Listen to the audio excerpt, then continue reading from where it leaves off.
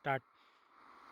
सबसे पहले आप सभी लोगों को मेरा प्यार भरा प्रणाम। मैं बबीता स्वागत करती हूँ फिर से एक नई वीडियो के साथ आप सभी लोगों का। तो गाइस आज मैं ब्लॉग की शुरुआत कर रही हूँ दोपहर के 1 बजे से। तो मैं आई हूँ अभी खेत में गेहूँ पीसने के लिए।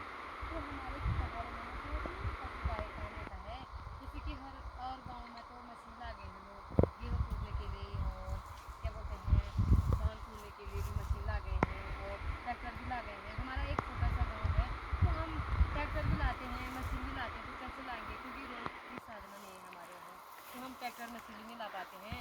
तो इसलिए हमारे गांव के लोग ना मतलब बहुत ही कष्टदायक जीवन व्यतीत करते हैं अभी भी। इनको पहले हम टीपेंगे, फिर घर ले जाएंगे, फिर आंगन में डालेंगे, आंगन लीपेंगे गोबर और मिट्टी से, फिर आंगन में डाल के इनको 2-3 दिन धूप में सुखाएंगे, फिर एक छोटी छोटी लट्ठी से ऐसे करके कूटेंगे, फिर बड़ा दबो बोलते हैं एक लकड़ी का बनाया होता है उससे कूटेंगे, फिर दाने बनाएंगे, फिर उसके बाद बड़ी मुश्किल से साबुत दाने बनाने पड़ते हैं। 3-4 बार मेहनत करनी पड़ती है, तो बहुत ही मेहनत लगती है इन दानों को बनाने में। और सबसे पहले तो जौ भी बोलते हैं इनको, बोलते हैं गेहूँ, और इसी प्रकार के होते हैं दूसरे प्रकार के जौ बोलते हैं उनको। मैं आपको बाद में दिखाऊंगी, वो तो पिछले वीडियो में आपने देखा ही है। जब मैं गांव आई थी मैंने डाला था पिछली वीडियो में। तो जौ ना हमारे पहाड़ में ही मिलेंगे आपको। ये हाथ में क्या है आपके?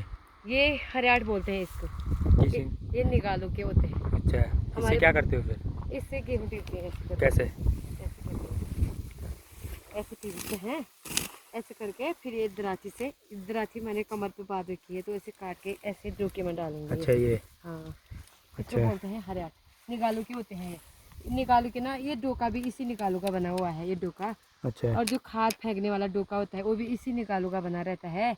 और बहुत ही जो अनाज डालने वाला होता है उसको मोट टाइप का बोलते हैं। एक गेहूँ डालते हैं उसमें सुखाने, वो भी बनता है निगालू का। बहुत चीज़ बनती है निगालू की, हॉट केस वगैरह, मतलब बड़े बड़े टोकरी बनते हैं निगालू के, जो जिसको कलाकारी हुई है तो बनाते हैं लोग। और हमारे गांव में ना मतलब जो बोते हैं तो जो ना आपको हर चीज़ मिल जाएगी दुकान में, पर एक चीज़ नहीं मिलेगी हमारे पहाड़ की, जो कभी नहीं मिलेंगे। जो बोलते हैं ना ये तो गेहूँ हैं, इसी प्रकार के एक जो भी होते हैं जो हमारे देवभूमि उत्तराखंड में सबसे ज़्यादा काम लगते हैं जो, क्योंकि गाय भैंसों को भी देते हैं। बहुत ही ताकतवर चीज़ होती है जो, बहुत ही ताकत पोशाक मिलती है शरीर में। पहले के मेरे मम्मी पापा लोग बोलते थे ना कि पुराने ज़माने के लोग जो की रोटी भी खाते थे, तभी वो बीमार भी नहीं होते थे। शुद्ध खाना अपना पहाड़ी नेचुरल खाना खाते थे, और नेचुरल सब्जी भी अपनी खेती की में खुद उगा के खाते थे। आजकल का ना हमने केमिकल चीज़ खा के ना बीमारी ज़्यादा से ज़्यादा बढ़ रही है। सभी लोग आजकल केमिकल चीज़ खा रहे हैं, बाजार की डाली हुई केमिकल डाली हुई ऐसी, जैसे सब्जी हो गया, गेहूँ हो गए, चावल हो जाए, तभी तो लोग ज़्यादा भी नहीं टिक रहे हैं, जल्दी मर जा रहे हैं, बीमार हो जा रहे हैं, क्योंकि नेचुरल चीज़ हुई पहाड़ की। और क्या बोलते हैं ये ओके।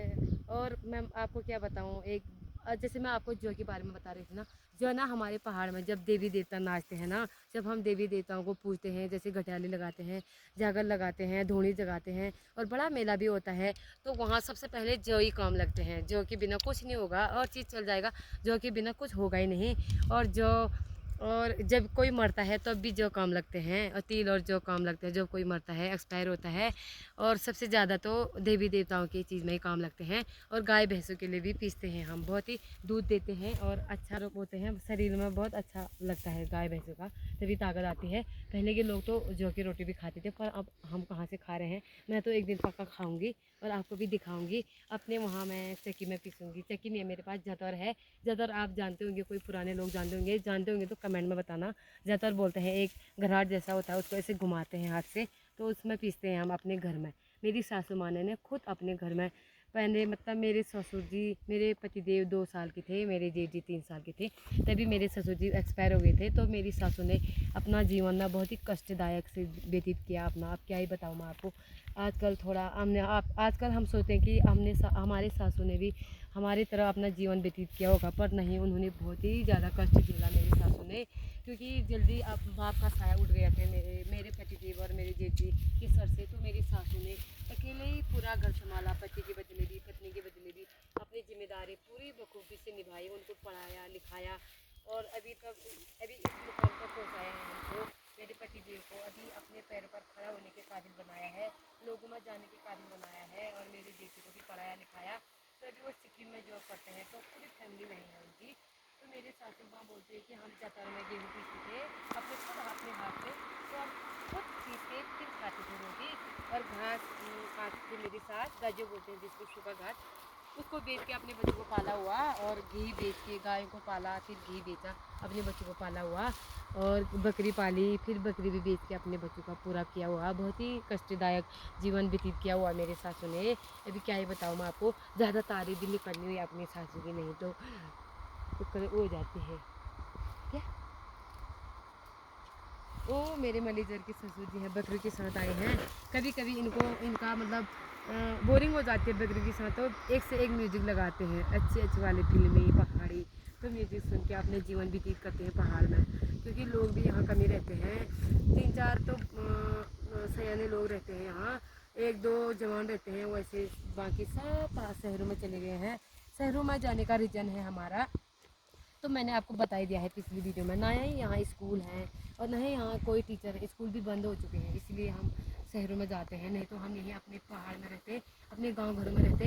और दूसरी बात मैं आपको बताती हूँ, सबसे इम्पोर्टेंट और सबसे असली बात मैं आपको बताती हूँ, आपको पता नहीं होगा।